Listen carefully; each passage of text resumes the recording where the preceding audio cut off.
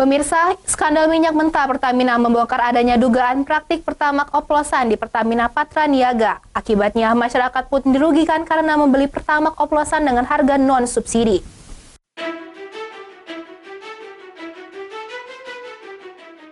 Kejaksaan Agung mengungkap kasus dugaan korupsi tata kelola minyak mentah dan produk kilang minyak pada PT Pertamina Subholding dan kontraktor kontrak kerjasama atau KKKS pada 2018-2023.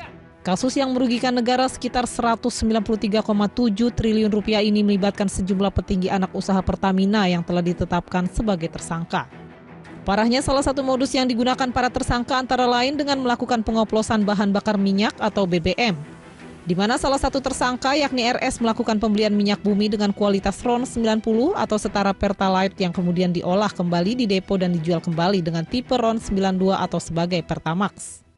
Dalam pengadaan produk kilang yang dilakukan oleh PT Pertamina Patraniaga, tersangka RS melakukan pembelian atau pembayaran untuk RON 92. Padahal sebenarnya yang dibeli adalah RON 90 atau lebih rendah, kemudian dilakukan blending di depo untuk menjadi RON 92 dan hal tersebut tidak diperbolehkan atau bertentangan dengan ketentuan yang ada.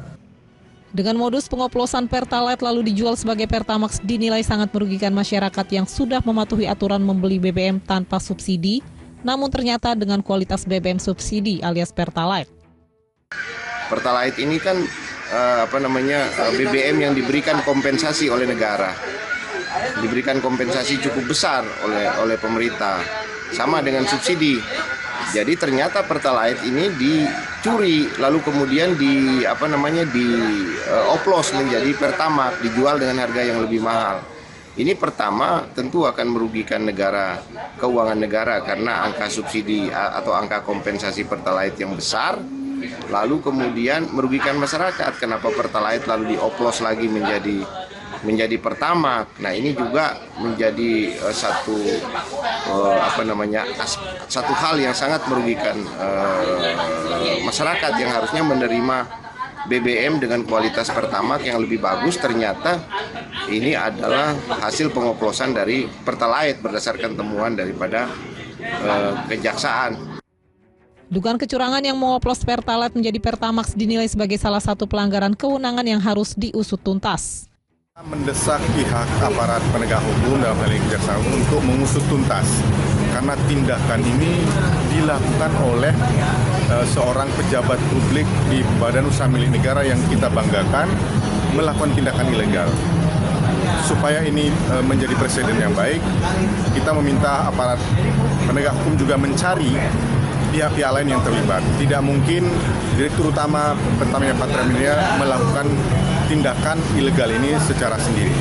Yang kedua, dampaknya tentu kepada konsumen bahwa bahan bakar minyak mereka, BBM mereka, jenis Pertalite dan Pertamax tentu mengalami penurunan kualitas.